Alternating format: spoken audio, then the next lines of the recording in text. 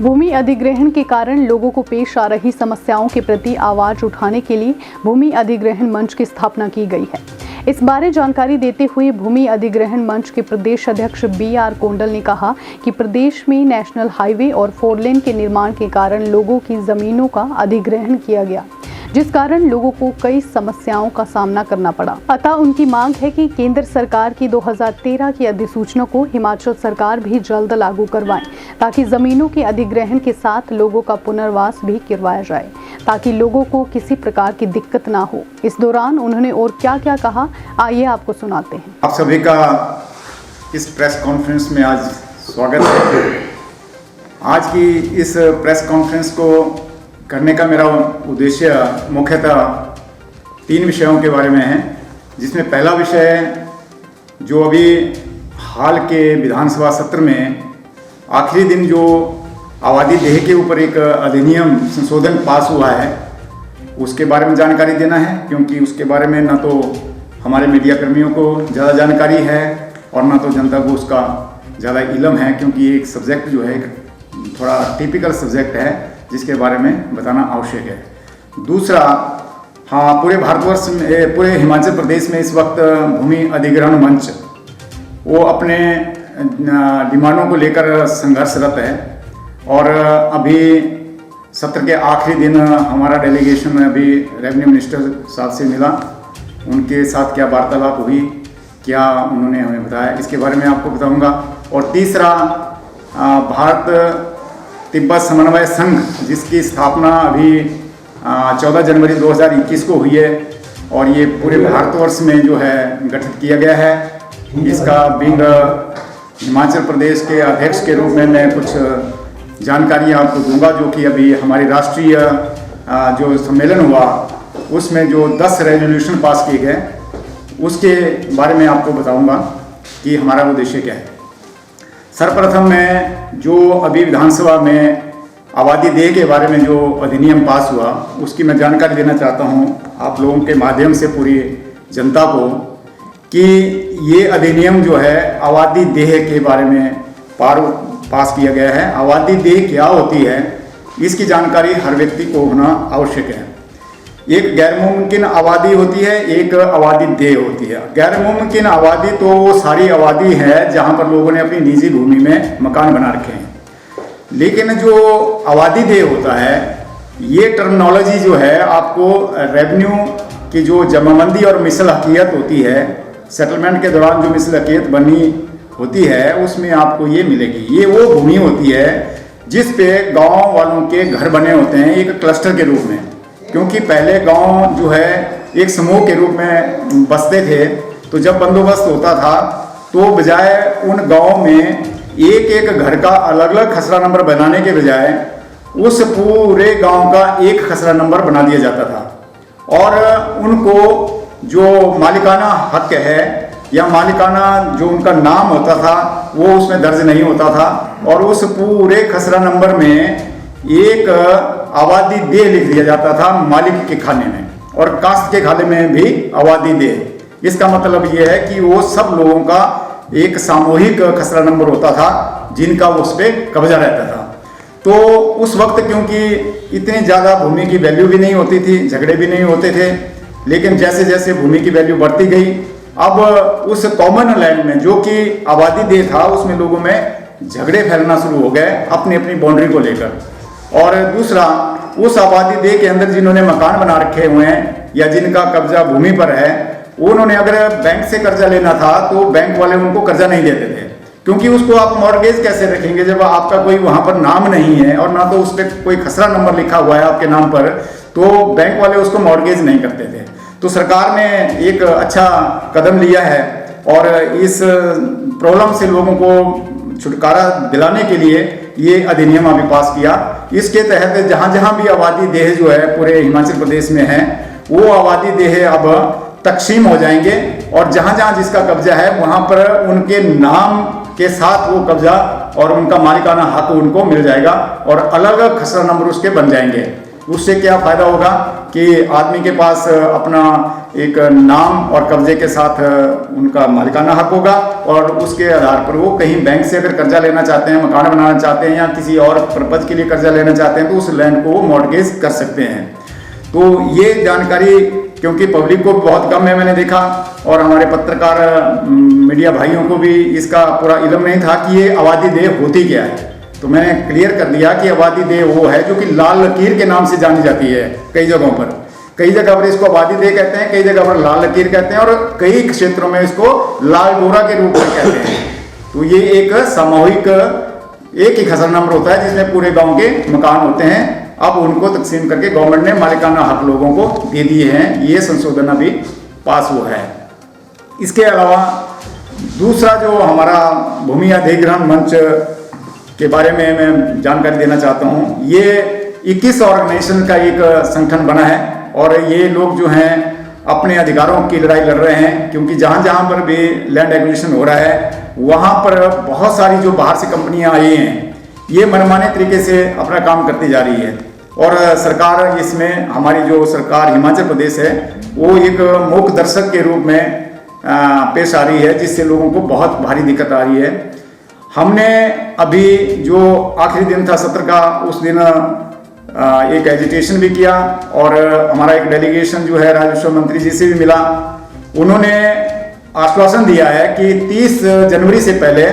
जो कमेटी एक गठित की है सरकार ने 3 सदस्यों की, वो कमेटी जो है विभिन्न जगहों पर, हाँ, हर जिले में जाएगी जहाँ जहाँ एक्विजिशन हो रहा है, और वहाँ पर लोगों को सुनेगी, और उस सारी सुनवाई के बाद जो है एक रिपोर्ट जो है सरकार को सबमिट करेगी, और उस रिपोर्ट के बाद जो है जो हमारी जो डिमांडें हैं उसके ऊपर पता चलेगा कि ये कितनी गवर्नमेंट को एक्सेप्टेबल है और कितनी नहीं है। लेकिन हमें शंका है सरकार के ऊपर कि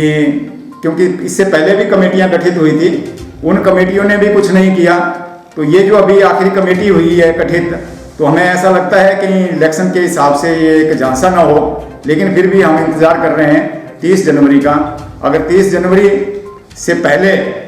इसके ऊपर अगर कोई पॉजिटिव निर्णय आ जाता है लोगों के हितों को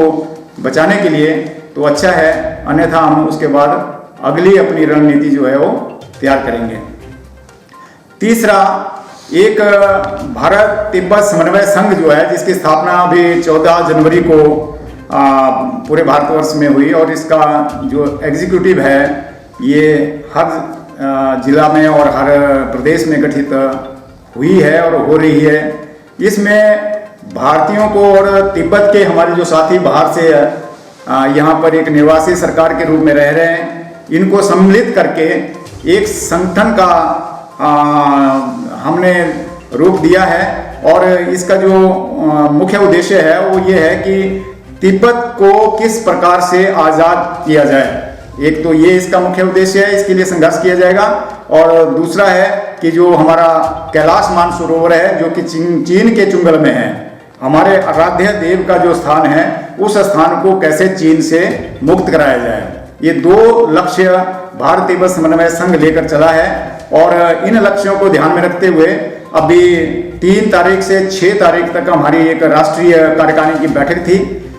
जिसमें बहुत सारे लोग जो राष्ट्र देश के और प्रदेश के जुड़े हुए थे।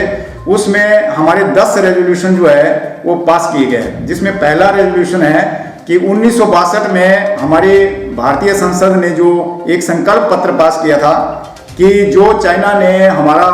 टेरिटरी को ऑक्युपाई किया है, हमारे क्षेत्र को, उस क्षेत्र को जो है वो खाली करवाया जाएगा। लेकिन उस संकल्प पत्र के ऊपर सरकार का कोई ज़्यादा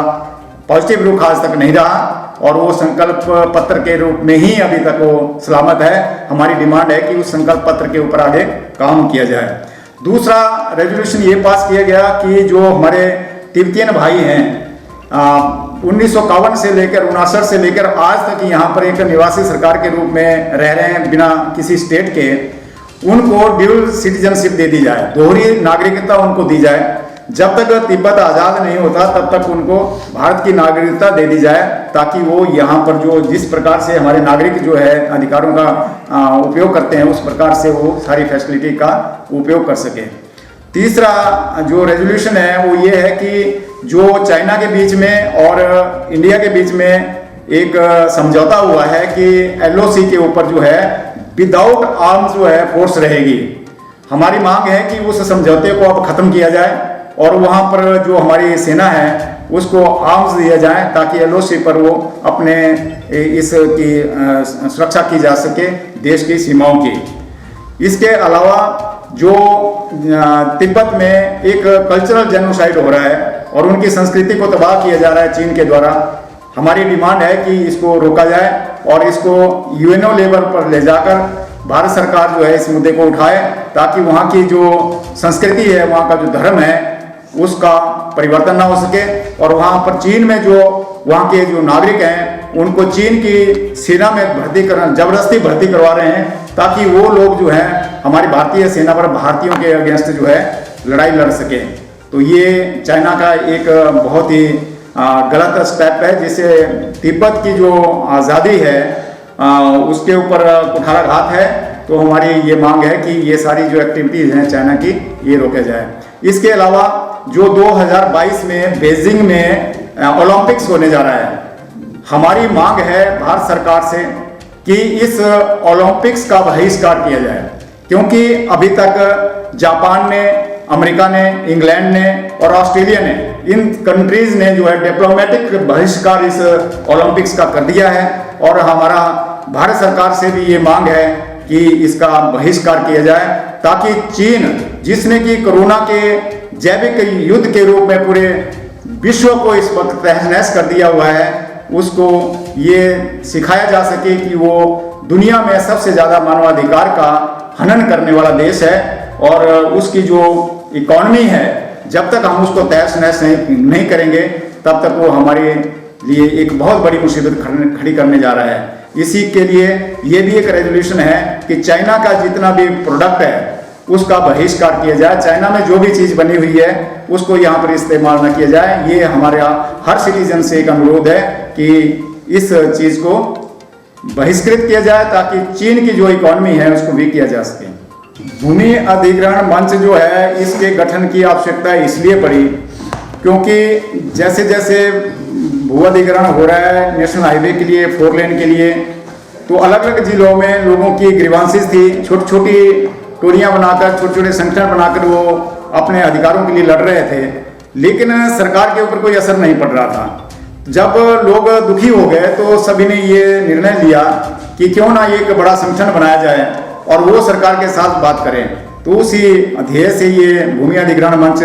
बनाया गया और हमारी अभी सरकार से बात भी हुई। लेकिन जो मेन ग्रीवांसेस है हमारी, जिसके लिए हम संघर्षरत हैं, वो ये है कि पिछली सरकार ने, कांग्रेस के सरकार में 1 अप्रैल 2015 को एक अधिसूचना जारी हुई थी जिसमें फैक्टर 1 जो है उसके अनुरूप जो है यहाँ पर कंपनसेशन देने का अधिसूचित किया गया था और उससे क्या हुआ कि जितना मुआवजा लोगों को मिलना था वो आधा हो गया क्योंकि जो पार्लियामेंट ने एक्ट बनाया हुआ है ये right to fair compensation transparency in land acquisition rehabilitation and resettlement act 2013, इसमें 2 फैक्टर तक कंपनसेशन देने का प्रोविजन बनाया है। लेकिन हिमाचल सरकार ने उसको आधा कर दिया जिससे यहाँ के लोगों को एक तो मुआवजे में बहुत बड़ा नुकसान हुआ, दूसरा पहली फेज में इन्होंने सोल्यूशन नहीं दिया गया है क्योंकि 1956 का जो नेशनल हाईवे एक्ट था उसमें सोल्यूशन का प्रोविजन नहीं था। लेकिन जब ये नया एक्ट आया 2013 तो इसमें सोल्यूशन 100% जो है वो लोगों को देना होता है। तो जो पहली फेज में जैसे तीर्थपुर से लेके मंडी तक जो एक्विजिशन हुआ है उसमें कोई भी सोल्यूशन नहीं दिया है। इसका मतलब 100% जो और मिलना था वो नहीं दिया गया है। इस प्रकार से बहुत सारी जगहों पर लैंड एक्विजिशन जहाँ हो रहा है वहाँ पर लोगों की जो जमीन बच रही है उसके बाउंड्रीज नहीं बताई जा रही है, उसकी डिमार्केशन नहीं की जा रही है, तो रिकॉर्ड में कई जगह नॉमलीज की जा रही है। तो ये सारी चीज़ें हैं जिसके लिए हम सरकार के साथ बात कर रहे हैं कि लोगों को इसमें राहत दी जाए। हम अब ये जानना चाहते हैं कि क्या अगले साल में आपने ये अपना वादा पूरा करना है या नहीं। अगर वादा पूरा करें तो अच्छा है, नहीं करें तो कहीं ऐसा ना हो लोग इनको दोबारा सत्ता से हटा दें। तो मेरा अनुरोध है सरकार हिमाचल प्रदेश से कि जो अधिसूचना कांग्रेस सरकार में 1/4/2015 को हुई है एक फैक्टर की, उसको निरस्त किया जाए। और जो 2013 का एक्ट है इसमें लोगों के लिए बहुत सारे फायदे जो हैं सेंट्रल गवर्नमेंट ने डाल रखे हैं और इसको लागू किया जाए यहाँ पर, ताकि लोगों की रिहेबिलिटेशन भी साथ में हो।